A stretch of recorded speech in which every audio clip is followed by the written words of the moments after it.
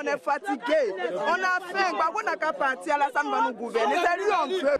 Nous sommes en 2011, période crise post-électorale.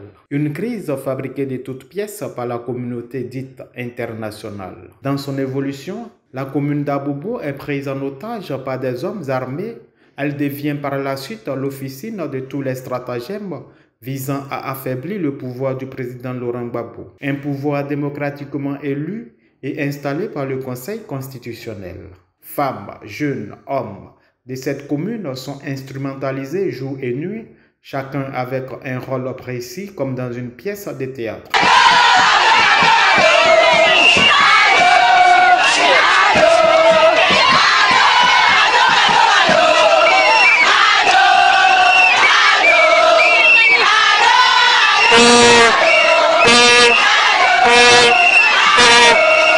Ainsi, les gens nous servent plusieurs pièces de théâtre amplifiées par les médias occidentaux, dont la célèbre affaire de l'assassinat de cette femme à Dabobo, nommée de la résurrection. Cette affaire a valu la prise par le Conseil de sécurité de l'ONU d'une résolution contre la Côte d'Ivoire. La résolution de 1975 qui autorisait les forces onusiennes et françaises à détruire les armes lourdes des forces de défense et de sécurité.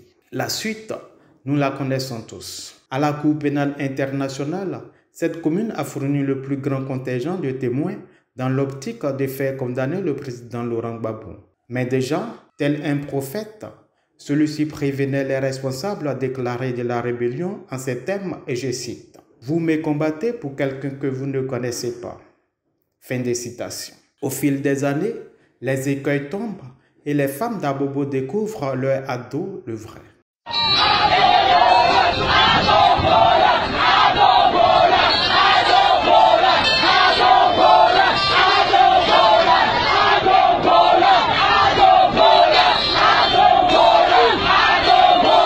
La casse d'Abobo, qui a joué un rôle majeur dans la crise post-électorale, sera bientôt un souvenir dans les esprits collectifs. Vraisemblablement, le pouvoir n'en a plus besoin, ou du moins, la casse ne doit plus être la même avec les mêmes acteurs.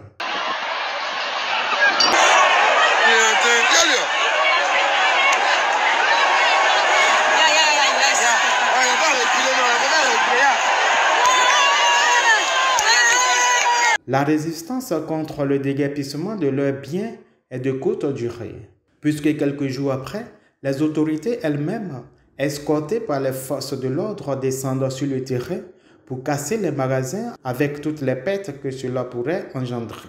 Oui, l'État travaille, mais pour qui travaille l'État si son travail appauvrit et rend malheureuses les populations? Face à cette interrogation, Abraham Lincoln pouvait répondre: on peut tromper une partie du peuple tout le temps et tout le peuple une partie du temps, mais on ne peut pas tromper tout le peuple tout le temps.